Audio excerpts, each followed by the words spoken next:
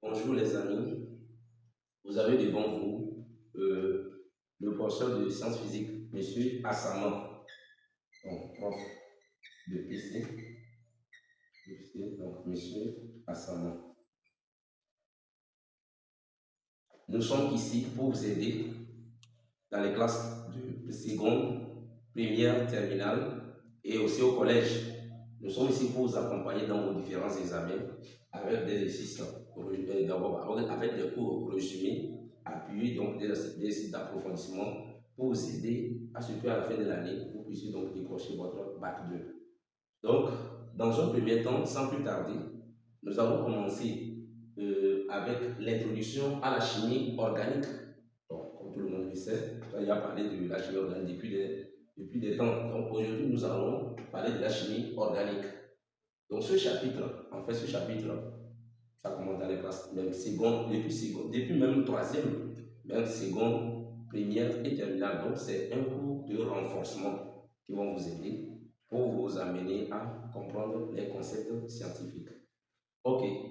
Dans un premier temps, nous allons parler de l'introduction à la chimie organique, le grand présentation de la chimie organique.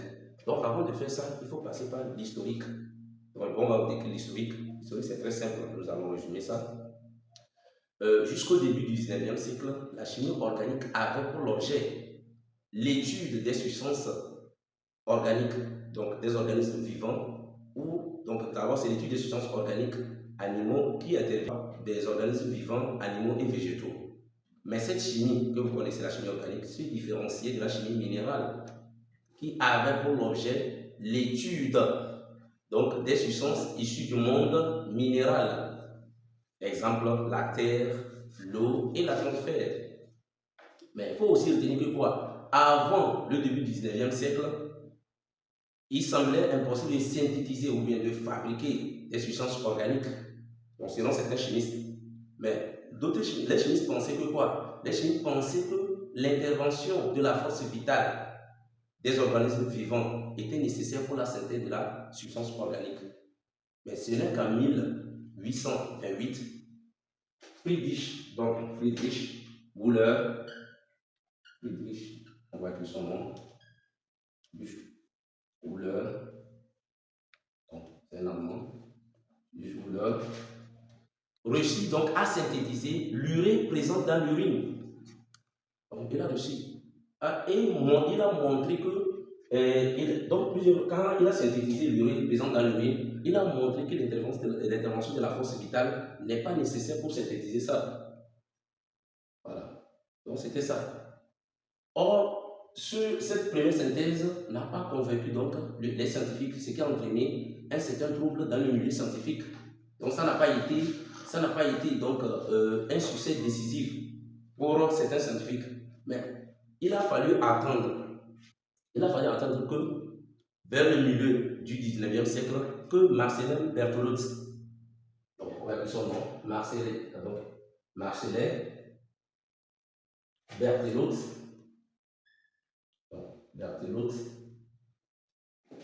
a effectué donc quoi? La synthèse, a effectué la synthèse de nombreuses substances organiques, comme quoi l'acide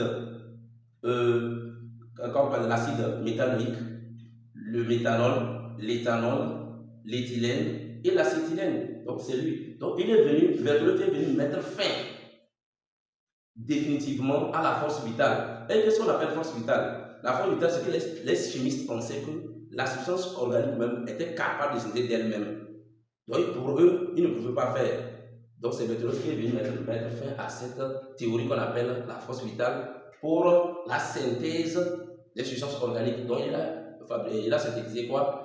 L'acide métanoïque, l'éthanol, l'acétylène et l'éthylène. Donc il y a plusieurs choses. Voilà.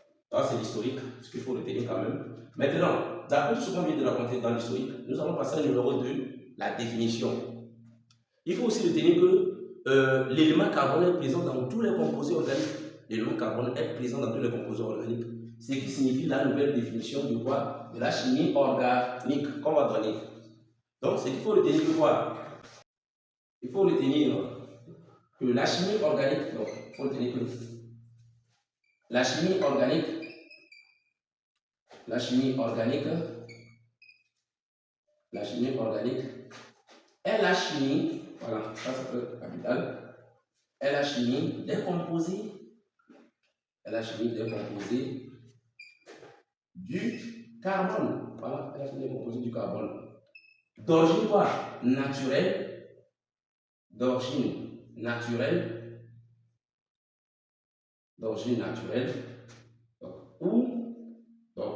ou produit par synthèse, voilà, ou produit par synthèse, c'est très important, ça c'est la définition ça.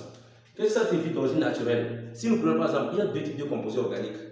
Il y a les composés organiques naturels, par exemple le sucre issu de la canne à sucre, le lait, le pétrole, l'essence.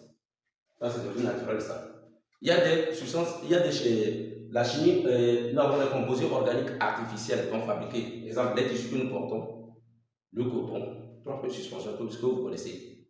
Voilà, donc c'est ça, on a dit d'origine naturelle. Mais à l'exception, il faut retenir que la personne de la chimie organique qui est la chimie des composés du carbone d'origine naturelle ou produit par synthèse, mais à l'exception de quoi? Certains vont nous dire tout à l'heure qu'il y a le carbone ou le CO2, oui. Maintenant, à l'exception des composés comme quoi? Le CO2, monoxyde de carbone, donc CO, nous avons les carbonates, donc les carbonates, CO3, et aussi nous avons quoi? Nous avons les carbonates, nous avons les cyanures, voilà, les cyanures, nous avons les cyanures, voilà. Donc, à l'exception de ces composés, le reste là c'est des composés organiques.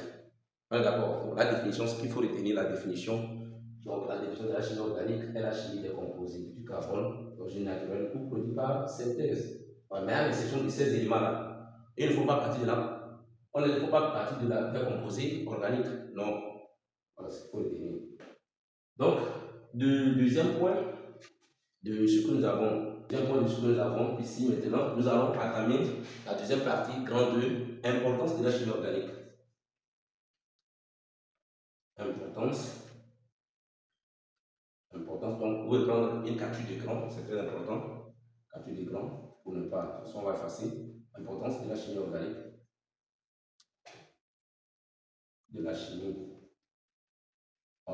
Importance de la chimie organique. Donc, par l'importance, nous n'allons pas perdre assez de temps. L'importance de la chimie organique. Donc, vous prenez une capture d'écran, donc c'est très important pour pouvoir enregistrer quelque part. L'importance de la chimie organique. Donc, au niveau de l'importance, vous savez que les composés organiques ont une importance capitale dans la vie de l'homme et surtout dans certaines industries que nous avons, dans l'industrie pharmaceutique. Nous avons donc dans l'industrie pharmaceutique, pour des soins et des préventions des maladies. Donc, dans l'industrie de fabrication des produits, nous avons quoi? Dans l'alimentation. Dans l'alimentation, nous avons quoi? Dans l'habillement. Donc ça dans le sud d'habillement agricole. La fabrication des engrais que vous avez, les urées, les pourquoi, les PK, des choses comme ça que nous avons donc pour l'agriculture. Donc agricole, chimique aussi. Voilà. Donc ça nous permet aussi la fabrication des produits chimiques. Voilà. Donc c'est ça l'importance. Donc ça que la chimie organique intervient. Il a donc une grande importance capitale dans la vie de l'homme et surtout dans l'industrie. Dans certaines, la plupart des industries comme pharmaceutique, alimentation, habillement, agricole et chimique. Voilà, c'est très important, c'est très capital. Donc, ce qu'il faut retenir, donc, bref, si on veut résumer, la présentation historique a été donnée. Donc, vous connaissez Marcel Mbembe, l'autre qu'on a parlé de lui. C'est lui qui est venu mettre fin à la théorie de la vie, de la force vitale, que les scientifiques pensaient que les substances pouvaient d'elles-mêmes, des choses fabriquées, des substances organiques.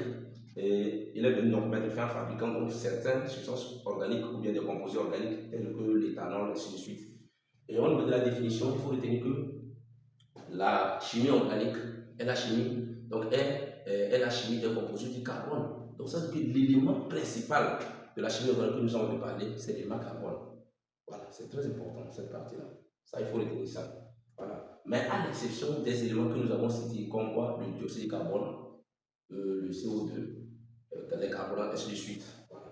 La définition a été donnée. L'importance aussi, vous avez ça. Donc, c'est ce qu'il faut dire de cette partie. On verra aussi la deuxième partie de notre chapitre. Merci beaucoup.